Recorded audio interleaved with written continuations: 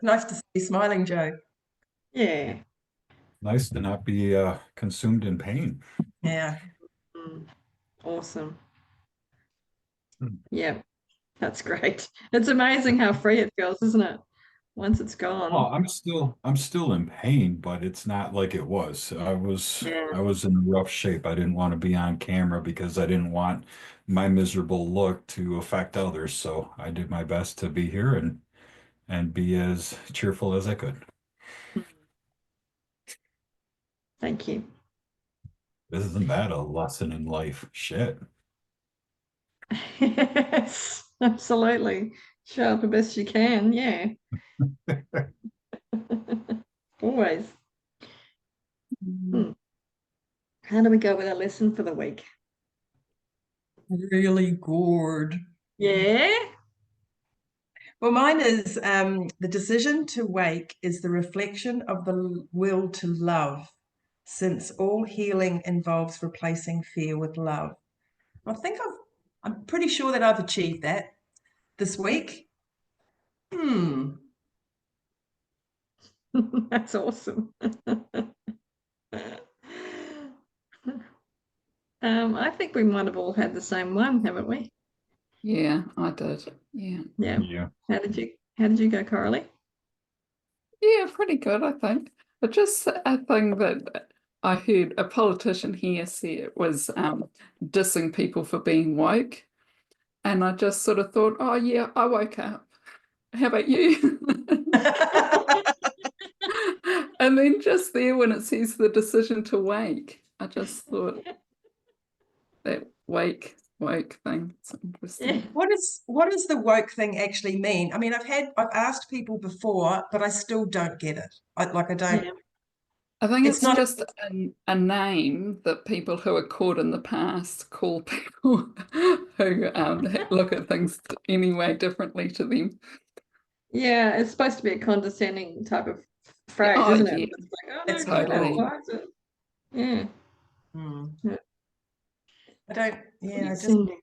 get people's way of thinking sometimes. It's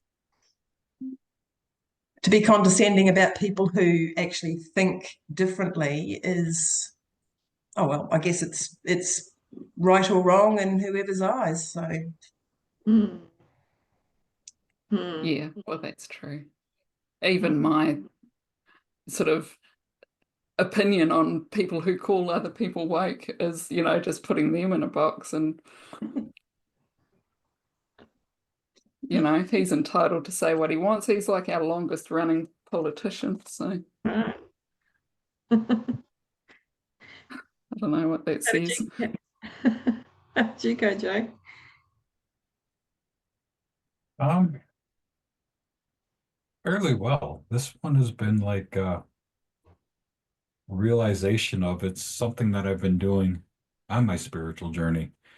Um, and really it just comes back to letting go of the fears that essentially controlled me in one way or another and just finding love in the moment. I mean, just going back to that whole calling everything an experience instead of labeling it good or bad or indifferent or woke or awakened or whatever. Like, just be, shut up, just be.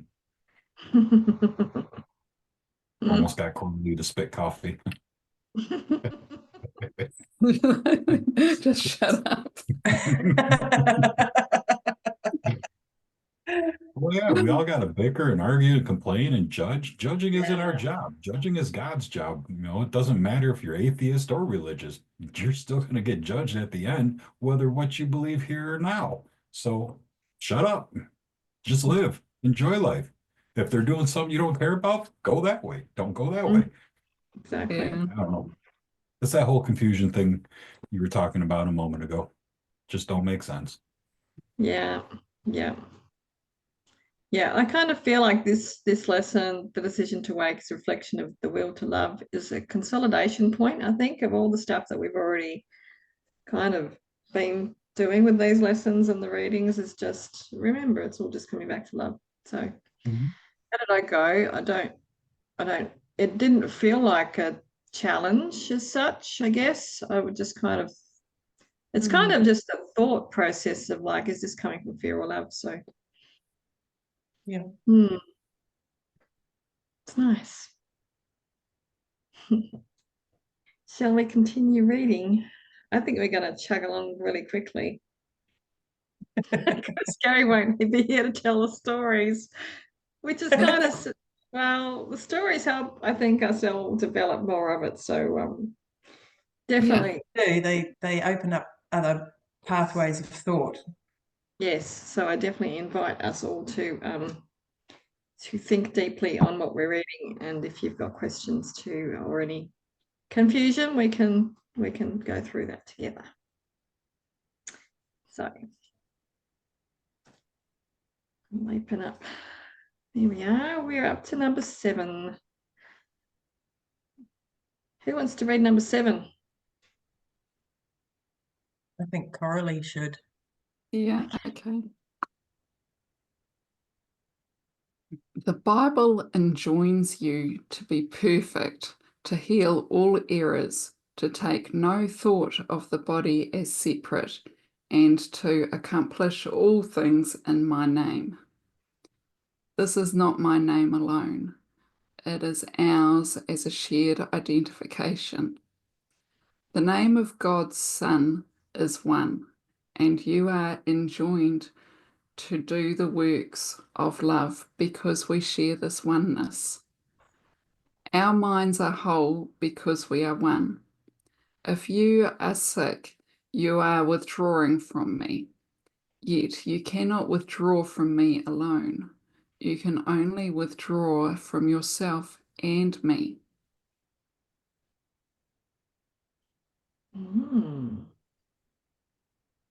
Enjoined is not a word that I've come across. It's not something Maybe you do in casual conversation. I think there's a lot of words in here that we haven't come across before, though, right? I guess that actually makes us think a bit more about it. Like, I love that one that Gary keeps talking about, and I think a couple of you use it as well. Do not allow yourself to suffer from imagining results of what is not true. That's basically just don't worry. But how much more impact does it have to say it like that? Yeah. People just flippantly say, don't worry. And it's like, okay, so you're not going to listen to me, or, yeah.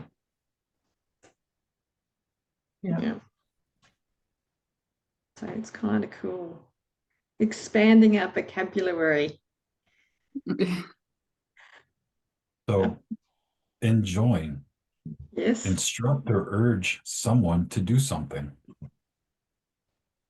Right. Thank you. Which is what the Bible does, really, doesn't it? It's like an instruction manual or something. Mind you, I didn't get past all the begetting in the Bible, so who am I to speak? I've never read it.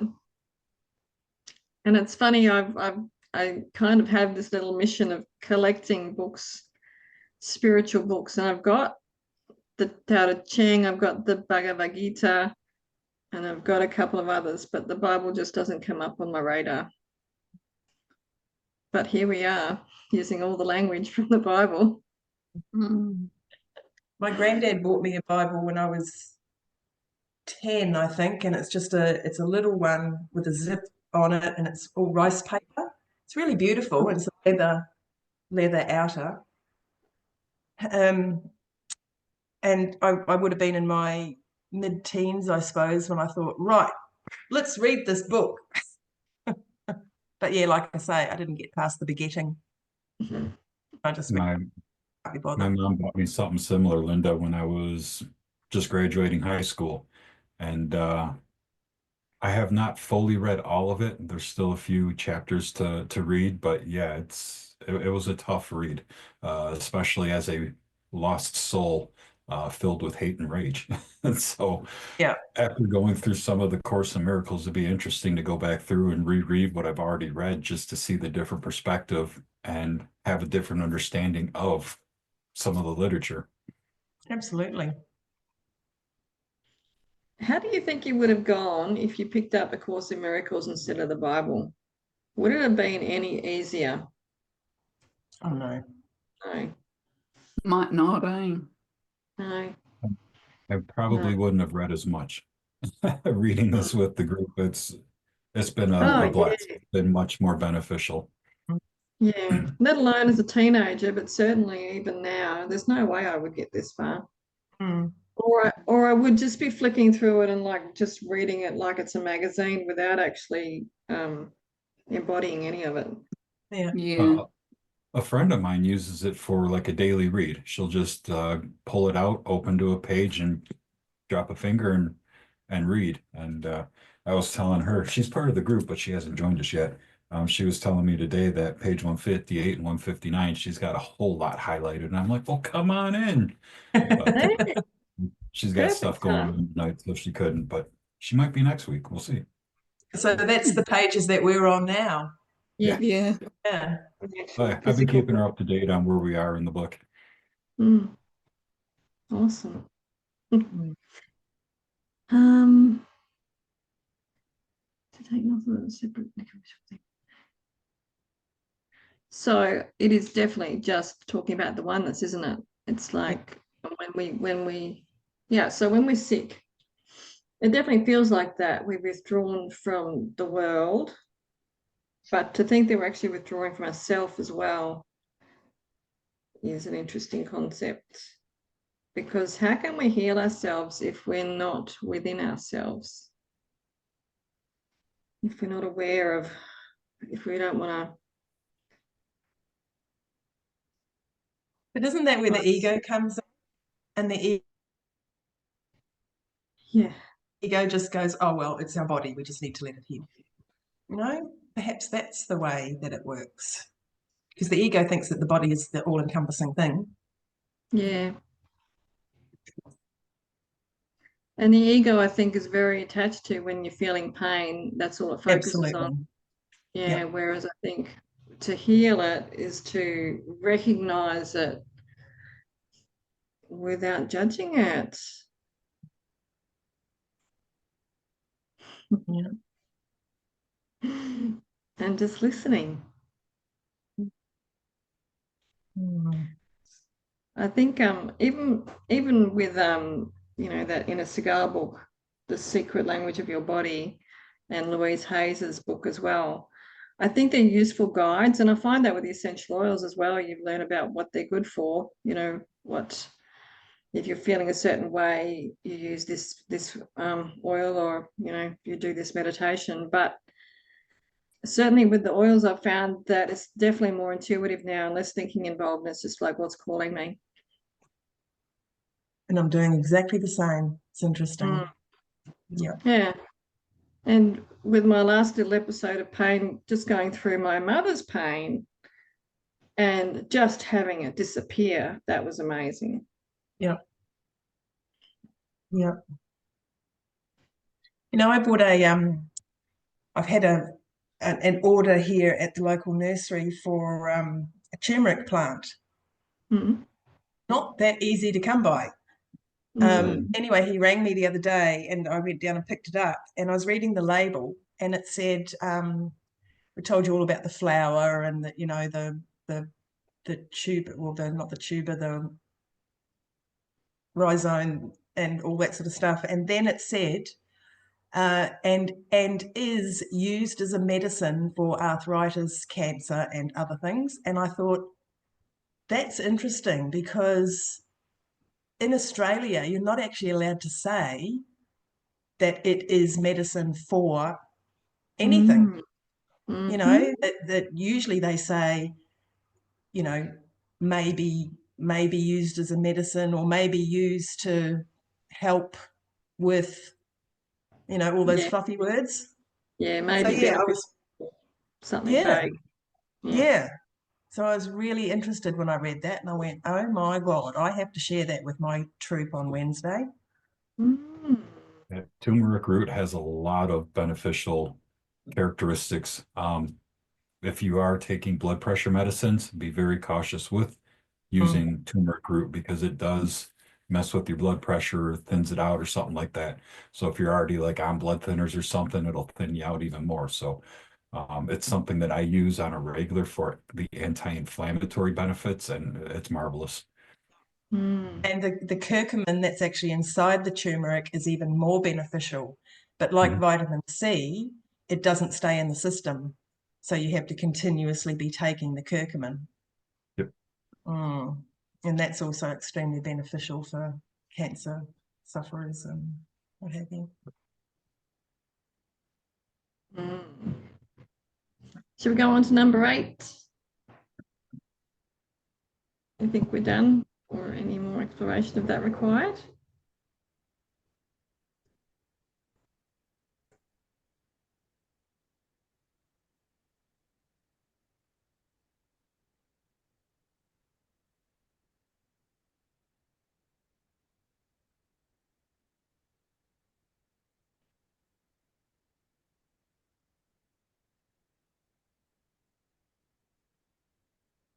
Are they writing? I'm actually just thinking, our minds are whole because they are one. And if we're withdrawing when we're feeling sick, I wonder if that would even be a way of getting well, is to actually connect and recognize a oneness, even meditating on that.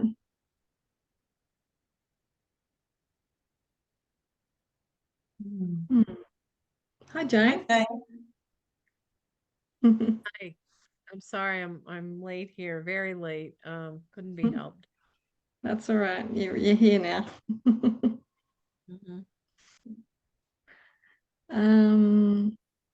All right. Who wants to read number 8 then?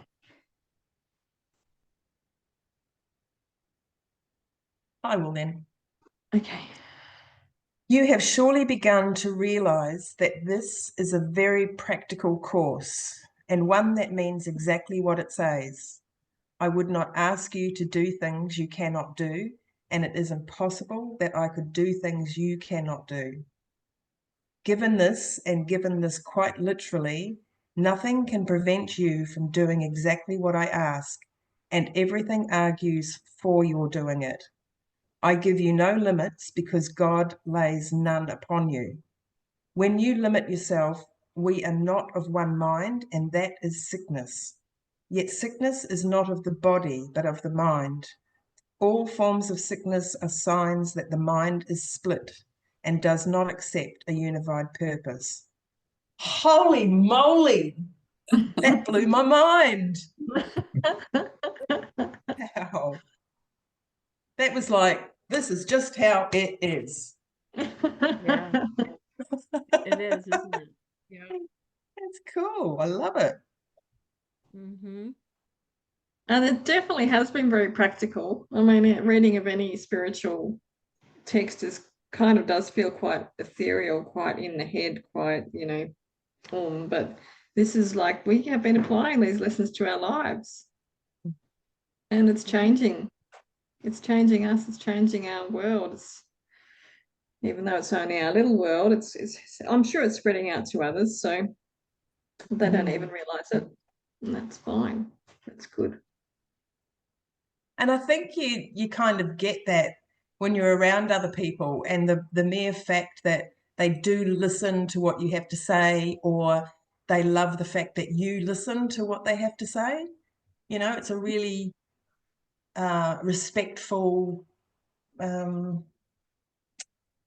what am I thinking? It's just a very respectful experience. And I've really noticed that around here from when I was in my previous relationship where I didn't get to speak my voice. And now I actually get to speak my voice, and sometimes a little bit too much, as you guys know on this call. But it's humbling at the same time, but you feel respected and the people around you feel respected. So it's True. I think from what I've been has gone out to others, and others see that and appreciate that as well in my mind. Yeah, that's The beautiful, changes Linda. are quite. Yeah, you're talking about a true coming together. Yeah. Yeah.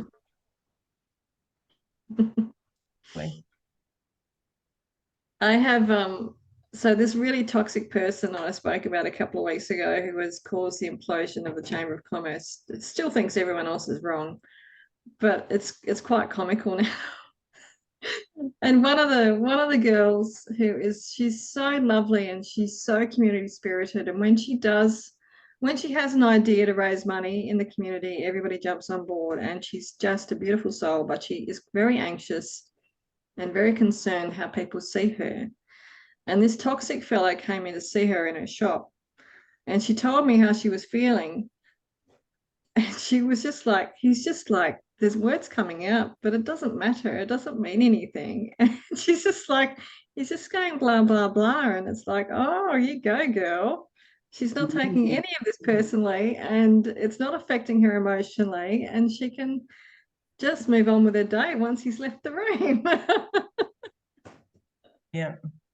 That's so perfect. It is. Yeah, I love that. And they're the simple things that are about changing it, changing the world around us.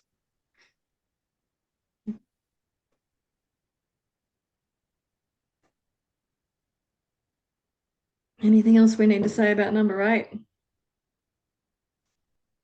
Oh, that was just a really lovely, refreshing paragraph. We don't need to work out what it's trying to mean, do we? No.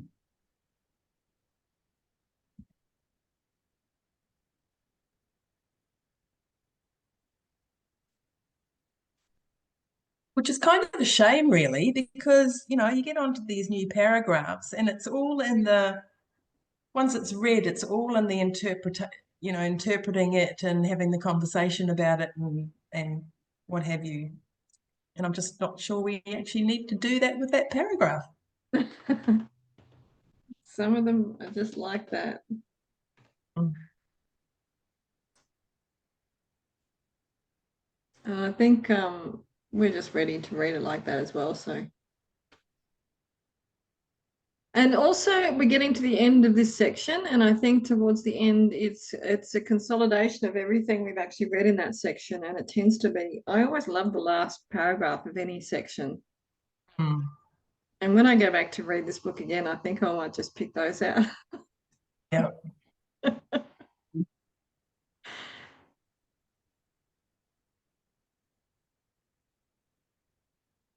Shall we move on to number 9 then? Because it's going to be beautiful. I vote for Joe to read it. Sure. The unification of purpose, then, is the Holy Spirit's only way of healing. This is because it is the only level at which healing means anything. The reestablishing of meaning in a chaotic thought system is the way to heal it. Your task is only to meet the conditions for meaning, since meaning itself is of God. Yet your return to meaning is essential to His, because your meaning is part of His. Your healing, then, is part of His health, since it is part of His wholeness. He cannot lose this, but you cannot know it. Yet it is still His will for you, and His will must stand forever and in all things.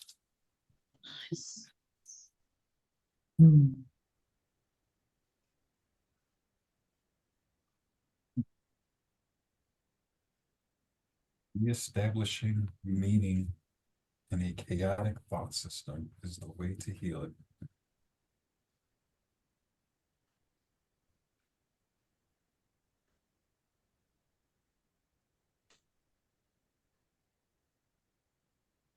I like that.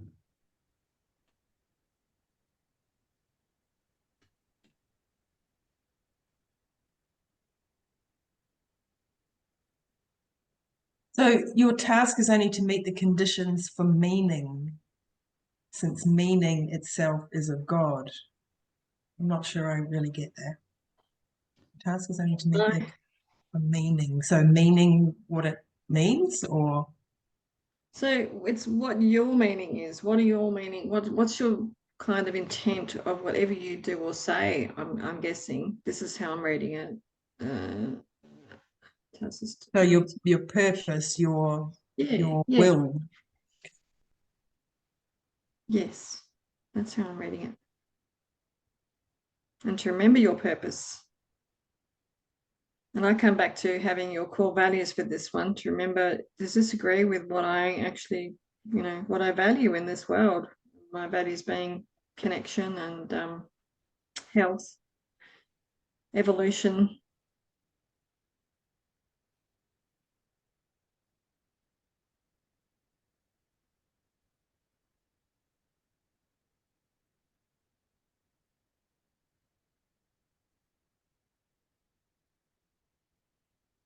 So this section was called Healing as Corrected Perception, if that helps any.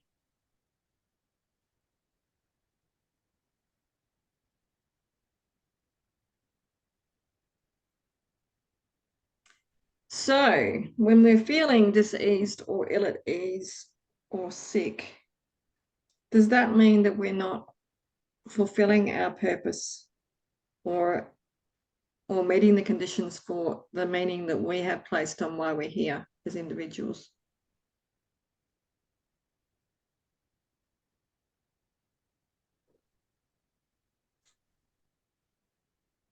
I think without a doubt. Mm.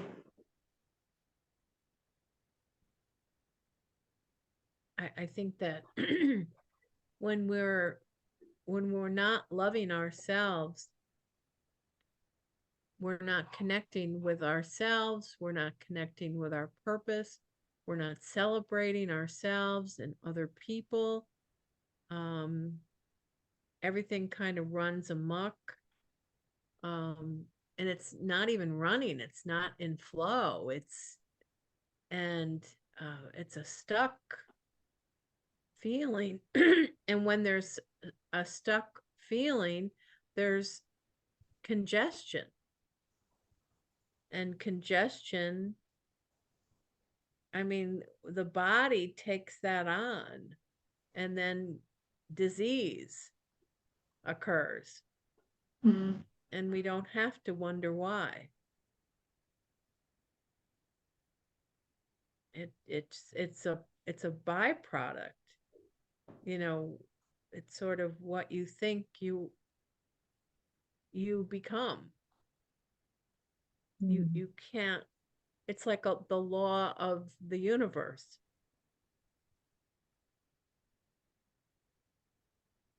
Thanks, Jane. Mm.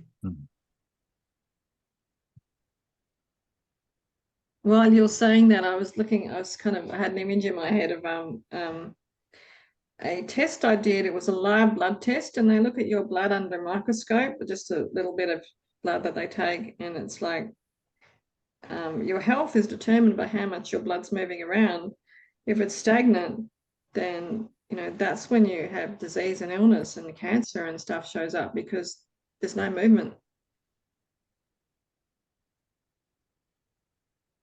Yeah, and it's the very reason why even after an open heart surgery or a major surgery, they're going to get you up and have you walk around. Mm. Yeah. It seems so premature in one respect, because we think that rest is everything, and in many cases it is, because a lot of us, myself included, we don't rest enough. We don't give rest a chance in our bodies. So that's an interesting concept too. Like, so after surgery, or if you've got back problems, really you need to move. But also with a job like mine, where I'm sitting on all day at my computer, that's not resting, but it's not moving. Yeah. So rest and movement are kind of opposites, really, or not opposites. They're kind of Conflicting. related. Do you know what Yes. I'm getting at? Because it's like rest isn't lack of motion. Yes. Rest actually requires motion. Mhm, mhm. Yeah. And if I've been sitting all day working on accounting problems, then I'm just, the cogs are turning this way, but they also need to go this way and out this way. So it needs movement, not in the same way all the time. Right. And that's, right. yeah, and that creates the flow, is because we need to keep changing how we're moving. Mhm. And our rest requires movement. Have any of you heard of Dr. Joe Dispenza? Yeah. Yeah. So, Joe Dispenza has a walking meditation that he talks about, to walk and to meditate, and how powerful that is. And he teaches about it. So, yeah. Mm.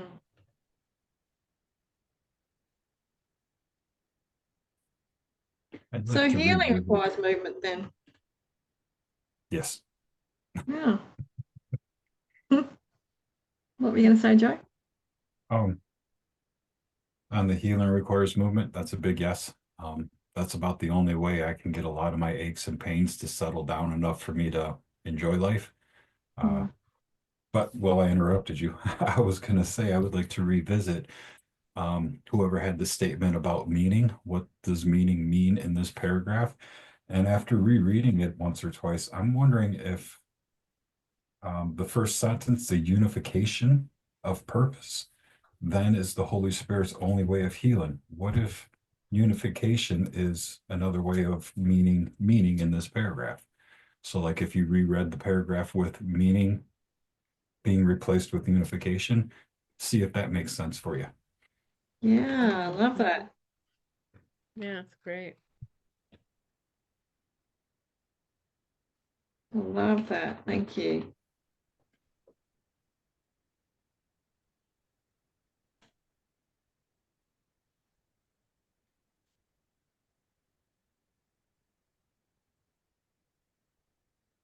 Are we finished with that one, do you think?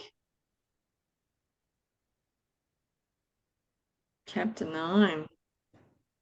The acceptance of the atonement. Uh-oh. Atonement. Yeah. Okay, I might read number 1. Fear of the will of God is one of the strangest beliefs the human mind has ever made. It could not possibly have occurred unless the mind were already profoundly split, making it possible for it to be afraid of what it really is. Reality cannot threaten anything except illusions, since reality can only uphold truth. The very fact that the will of God, which is what you are, is perceived as fearful, demonstrates that you are afraid of what you are. It is not then the will of God which you are afraid of, but yours. Mm. Ooh, Agree with that. wow. Mhm.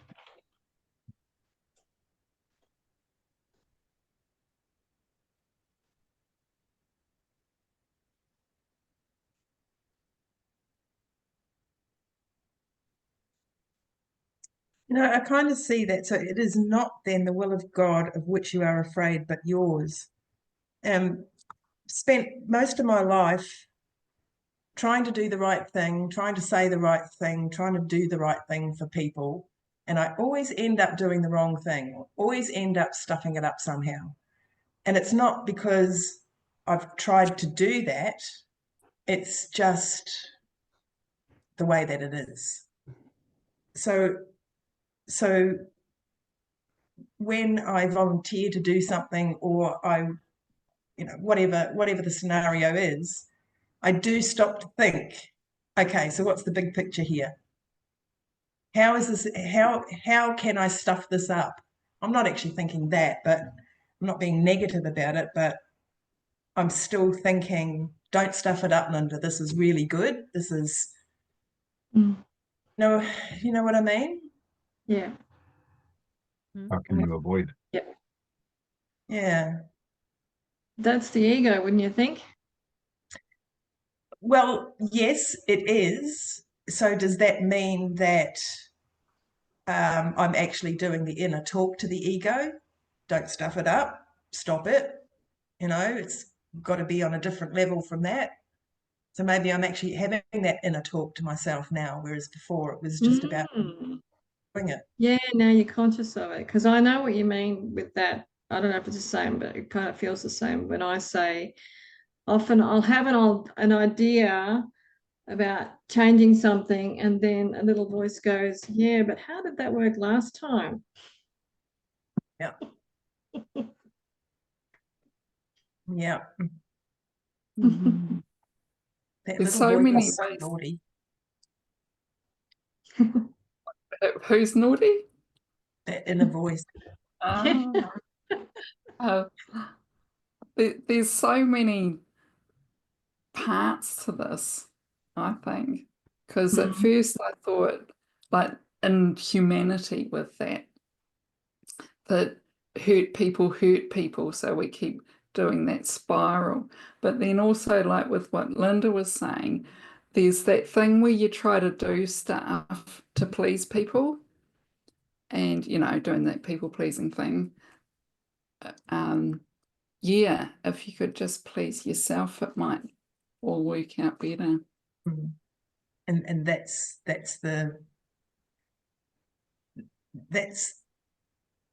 where things are at now. It's like about, well, your life is yours. Nobody else can live it for you, only you can. So therefore it has to be about you first. And that is not a selfish thing. If it's not about you first, then you're being selfish to yourself. So you need to,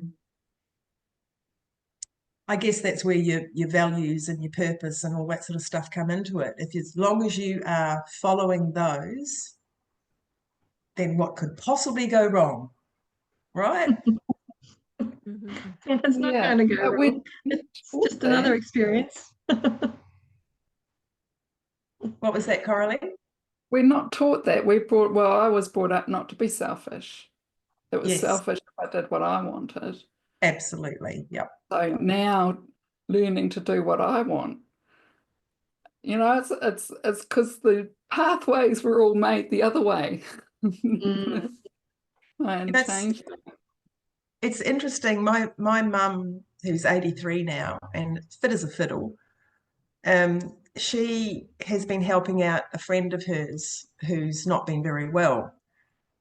And her friend is quite a big woman, and mum was going around and helping her, like she'd go and pick her up and then bring her back to mum's place so that she can have a shower there, because her shower set up at her place wasn't suitable for what she's going through. And one day, this woman fell over, and mum, the first thing that mum wanted to do was lift her up.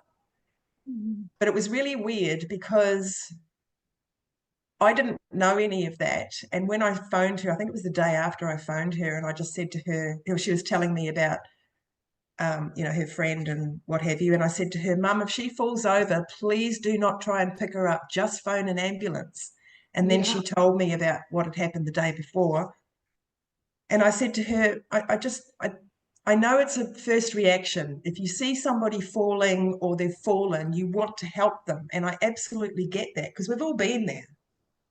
But you've also got to consider your age, your fragility, your own health. And then she said to me, well, this is the way that I look at it. I'm doing this kindness so that if, or no, not so that if, she said, I'm doing this kindness. If I needed to have that kind of kindness, I feel that that would come back to me. So I started saying to her, but we don't do things, Mum, just to get it all back. We do things because we actually care and we want to do these things for people, but we still have to think of ourselves first. And then I kind of stopped at that because I didn't want Mum to think that she was being selfish. You know, I'll do this and then I'll get that back. I didn't want her to think that, because that's not really what she's doing. You know, she loves her friend and blah, blah, blah.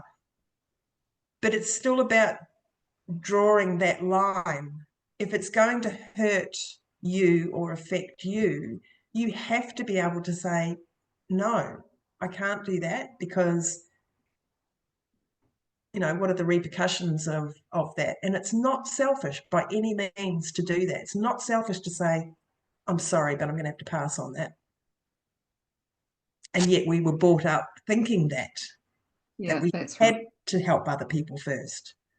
And it's just such the wrong way round. And it's interesting that you get to an age where you start thinking, okay, so why have I been selfish to myself all my life? Is it because somebody said that and you sort of think, oh, cool, I don't have to worry about myself then, I'll just go and help everybody else? Or has it actually come from a selfish place? Where did it come from? I think it comes from a feeling of being unworthy. So I'm not worthy of helping myself, so I'll help other people. And I see a lot of that in volunteers, especially with animals. They take on all these animals when they can't even take care of themselves. And I don't know, it feels a bit wrong, because if they're not helping themselves, they really can't help anybody else. Correct. Yeah? And in fact, often these animals end up in a worse situation because they're not being cared for properly, because they don't even know to take care of them. The human who's taken them on can't even take care of themselves, let alone learn how to take care of yet another species, which has completely different requirements to what the human needs. Yeah. Absolutely. But also back to Linda's example, if someone falls over, you're not doing the best for them if you pick them up. They need to lie there for a bit. You know, picking people up, and that works on every level as well. The picking people up doesn't help them. That's right. It's a metaphor, yeah. Yeah. And one of my lessons that I'm trying to learn. Yeah. Yeah. It's beautiful, actually, Coralie, because it's about that. If somebody falls, you just need to provide the comfort. Yeah, stay with them. But Yeah. Talking to them, rubbing their hand, or, and that is more beneficial to both parties than the actual trying to physically lift somebody. Yeah. Or to lift somebody up, in their mind or whatever. It's actually, nice. Good discussion. It's like, I was just going to say, it's like being a comfort is so much more valuable than being a savior for someone. Absolutely. Yeah. I love that. Because it's your ego really that's wanting to be the savior, isn't it? Yeah. Oh, look at me, look at what I did. Whereas that's not what the situation is about. No. The loving thing is to say, you're doing just fine. Let me encourage you and tell you that, and you'll see it too. Yeah. Yeah.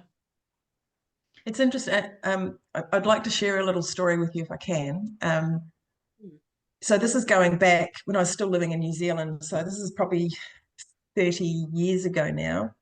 And there was my partner at the time and I had gone to this nightclub, and we walked out, and there's this young Maori boy running up and down the street. He would have been in his, I don't know, late teens, saying, "You've got to help my friend, you've got to help my friend, he's fallen off the roof."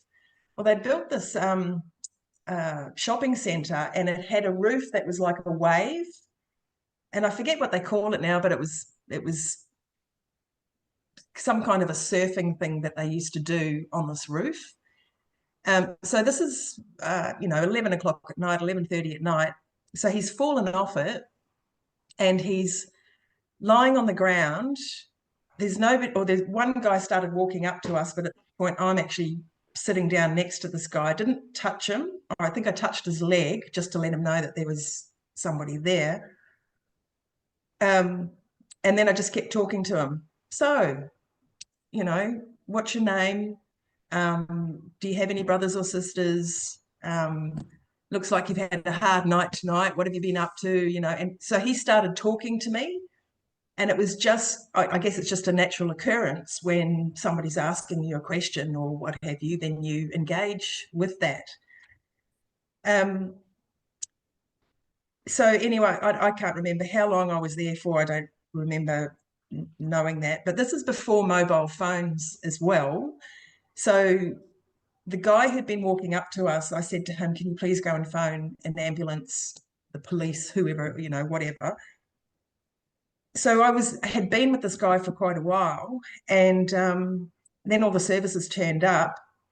Well, it was about 3 weeks later, I found out that he'd actually passed away. And where I was working, it was at Massey University actually, and it turned out that this kid's uncle was an elder, and he worked at Massey University in a consultancy sort of situation. And he came to see me. I don't know how he found out that it was me who had been there with this kid, but anyway, he came to see me and he said, told me what had happened. This kid had been on life support, that I was the last person that he'd spoken to, that after that he just went into a coma. And he said, and the family wants you to come to the tangi. So the tangi being the funeral. And I said to him, look, I really appreciate that and I feel really privileged to do that, but like I didn't do anything. When he convinced me to go to the tangi, so I did that, and I was talking to the family. And again, I said to them I didn't feel like that I'd done anything. And then it was, well, you were the last person to speak with him. Our family, it was the whole mana thing, the whole, the strength and the not knowing who this kid was, but his family was quite high up in their community, in their, tribe or whatever. So it's interesting. I guess it's coming back to that. It's that whole unselfish thing. There was no selfishness around any of that. And I don't even know why I started talking to this kid. It was just a natural reaction to do that and to try to make him feel at ease. I could sort of see that he wasn't going to make it just by what was going on, but the mere fact that he was a young boy who had this beautiful family who felt that I had saved him to a certain extent without being egotistical, simply because I was there and the family wasn't. So it's all about that unselfish, and that wasn't the only situation in that same sort of period. In about 6 months, there was another young girl who got killed in a car crash, but I sat with her. She was still alive at that time. So it was a really weird time. It was this time of that little voice in your head saying, okay, well, we should do this and we should do that and we should do the other thing. But I'm thinking to myself, let it just be. It just is. So whether it's the talking or and that young girl that I found, she was unconscious, but she could still hear me. I knew she could still hear me. And her top had come away, so I pulled her top over just to make her more presentable when the services arrived. And, it's just that complete love, just that absolute love, regardless of how you're feeling prior to that situation, but to come upon that and that love that exuberated at the time just felt like a really unselfish thing, but it was all about them. Those two people, it was all about them. So I guess the situations are different. Whatever situation you're coming across at the time, sometimes it can be selfish, other times it's a totally unselfish act, and you just do what you need to do for them. You don't even think about yourself. Sorry, I did verbal on a little bit No, there. that's beautiful, Linda, and it's so true. And Yeah, it's it like is. the last conversations that people have when they're about to pass. I mean, Gary could probably go on forever on this because of his work with the AIDS community. And that's what got him into the work he's doing, is because of seeing them pass and Yep. sitting with them. Yep. It's a privilege to be there for them. It totally is a privilege. Yeah, Yeah. absolutely. Yeah. And it's, it was like one soul to another soul. And when it's soul to soul, it's pure, it's beautiful, it's blessed. And that was absolutely the level, that soul level. It was absolutely that. Yeah. Yeah. And it's almost like you were chosen. It was an interesting time, and to have two of those of kids about the same age. Yeah. Wow. Very interesting. And it wasn't long after I lost my son. So, probably 18 months or something. So to nurture, it was about the whole nurture, the love, Wow. Yeah. And how old was your son? He was a full-term stillborn. So we went in to get in for the induction to get induced, and then they found that he'd passed. So, but again, the soul doesn't have an age. It's age. no, that's right. Yeah. Yeah. So it's wow. You were chosen. Yeah. Yeah. It's beautiful. Thanks for sharing. Yeah. Oh, look, I'm sure that there's lots of those stories out there, but it's it's such a selfless thing, and it's a hard thing to explain about how you actually feel in that moment, because your whole being, your soul, your everything is about that person, and just giving everything to that person. Right. And it's a selfless, felt like a very selfless thing to do, but like and where does that all come from? Like, you just take a deep breath and you just go, whatever need is needed at the time is whatever you can have. It's all about you. Well, exiting this world is about the most serious thing that can happen to any of us. And for you to be there, it calls on a part of us that, that soulful part of us that's like so profound. Yeah.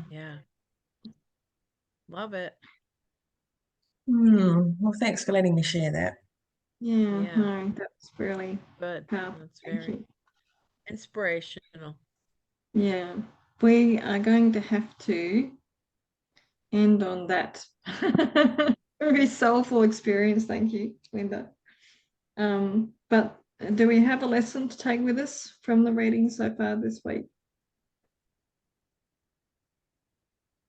I've got one that's actually from what Jane said, which was being of comfort is far more valuable than being the saviour.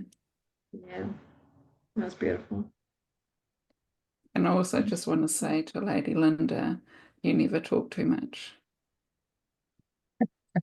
Yes. That's right. Yep, that's right. Thank you.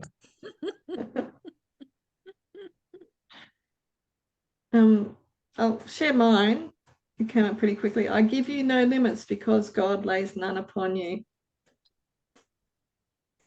Nice. No limits. Limitless, right? Yeah. Jane's thinking. Joe's writing or reading. Yeah, I'm just thinking how what I want to say is that every day the will of God is with me, and I'm mindful of the will of God. I love it. And there is no fear when you're mindful of the will of God. Thank you. Joe? Me? Yes. The reestablishing of meaning in a chaotic thought system is the way to heal it. Very nice. Sounds like a way through to me. Yeah. That really strikes my million thoughts a millisecond mindset that I've been working to break out of. Good for you, Joe. Linda? Well, it sounds like you're ready to write your book. Yep. Definitely a book in there. I might have somebody ready to help me. Cool. Cool. Excellent. So Linda? mine, and look, whether this makes sense or not, but it came to my mind, so I wrote it down. Selflessness can be a moment of true, purposeful love. Nice. Love it. Oh, I love it. Love it. Thank you. I think we did really well. We're on the right path, my friends. He would be very proud of us. Well, we'll get the link, so if you've got time to have a look. Thank you, everybody. That was lovely. Thank you. Thank you, guys. We'll It's always see you all almost next week. sad when our when call we're still connected. Love you guys so much. You have a fantastic week. Yeah, love you too. Bye, everybody. Bye, everyone. Love to you all. Mwah.